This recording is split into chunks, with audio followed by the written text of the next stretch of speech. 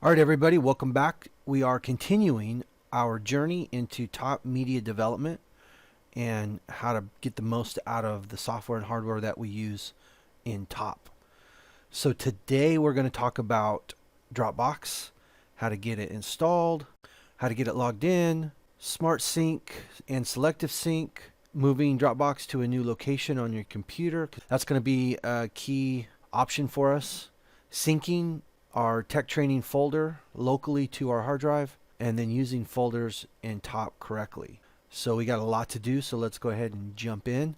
I'm going to swap over to this computer that currently has nothing on it. So if I look, I've got a local C drive and I've got a data drive. And so we are going to get Dropbox installed and walk through the process, and hopefully you guys will learn something.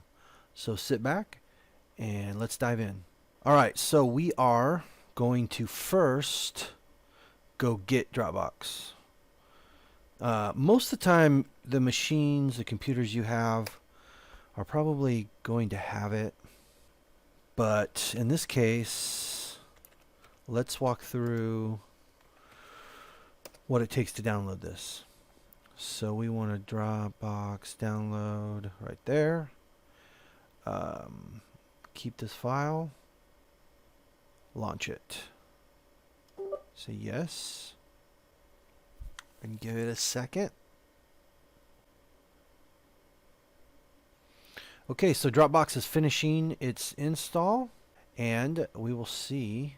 Go ahead and minimize that. Let's see what it did.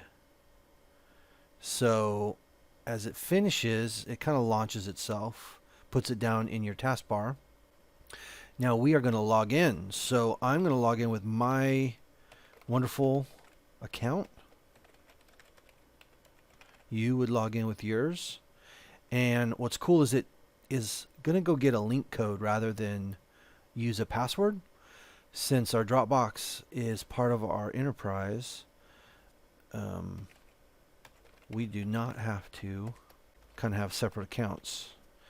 So you may not have to do this. You may have to do this. Sometimes if it already knows who you are. All right, so that code right there, copy that. And we want to go back down here and paste that code. Paste. Submit.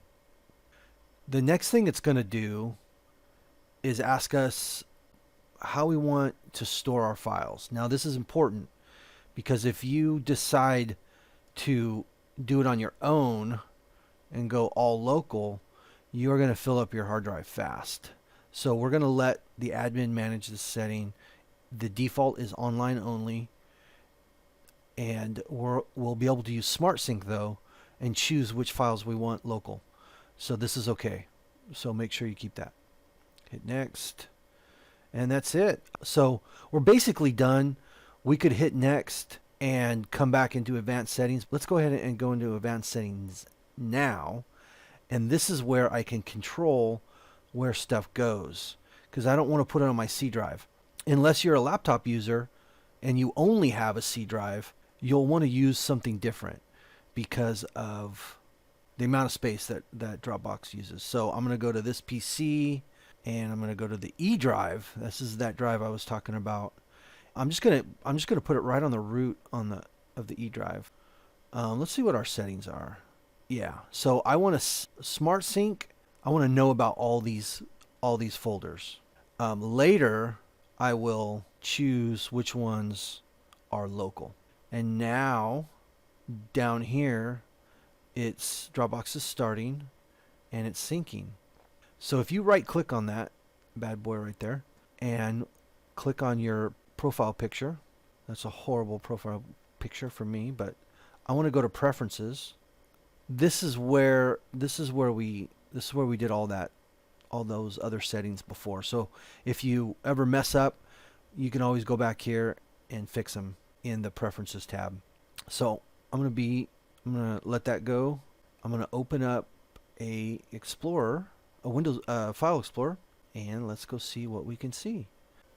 Okay, inside the wonderful Dropbox, we want to go into tech training.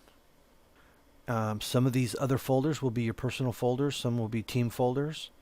In our case, we want tech training. And depending on what projects you're working on, you might synchronize Wonderful Orchards or WP&A. I'll probably synchronize all three of these. So all of this stuff are the things that I'm going to need as a developer. So I want to go back up right here and right click on this. And this is where we are going to Smart Sync Local. So by choosing this folder, Smart Sync Local, Dropbox is now going to pull down, instead of just showing you the names and the folders, it's actually going to pull down the data. So when you work with it, it will be a local file for you. And every time you make a change, it's going to push that change up to Dropbox. So the other team members that are also using this will be able to get those same updates that you just made. And so that's the magic of Dropbox.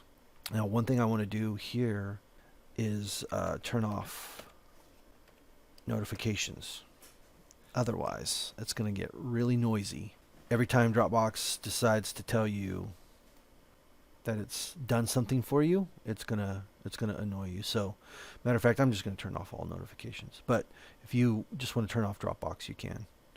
So those files are synchronizing, they're downloading, and we will have the ability to use them locally on our computer. We lay out our Dropbox files by year. So in this case, 2020 is the time of this recording. We are currently working on Unit 3 right now, building roaster operators. So if you were to jump in at this moment in time and start building content with us, you would go into here, and this is where you would be working with raw media for taking pictures and video, where you would put standard works, your photos, everything to do with Unit 3.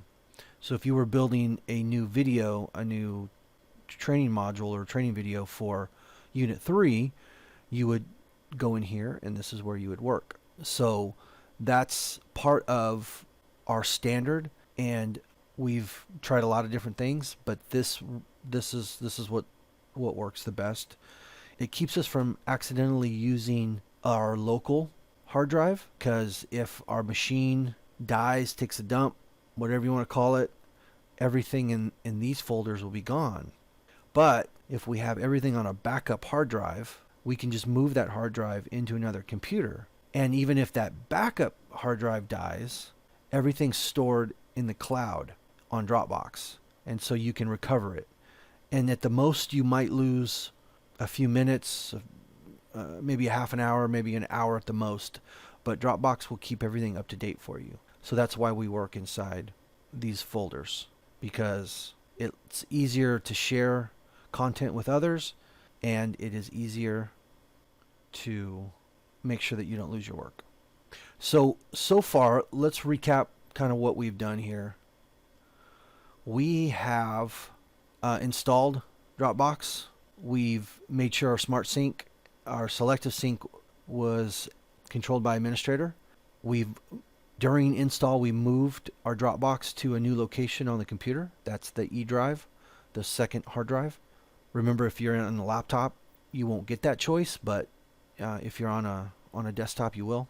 And then we've told Dropbox to sync tech training, WPA tech training to be specific, locally. And we've kind of talked about using folders in top correctly. We talk more about that in how we manage our Camtasia files. So you'll get quite a bit more in depth. So far, we've basically gone over everything that it takes to get Dropbox working and get it syncing and get the correct files local, and kind of how to use it. So if you look at some of these other folders before we wrap this up real quick, we will also use general information. That's just some of the things that we use in training as a team. If we do WOW teams, we'll do them in here.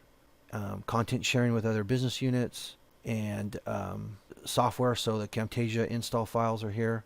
And if we make it to 2021, we'll start a new folder, and any new stuff will go in there. So that's it for Dropbox. I hope that this has been informative, and I'd like to thank you for viewing.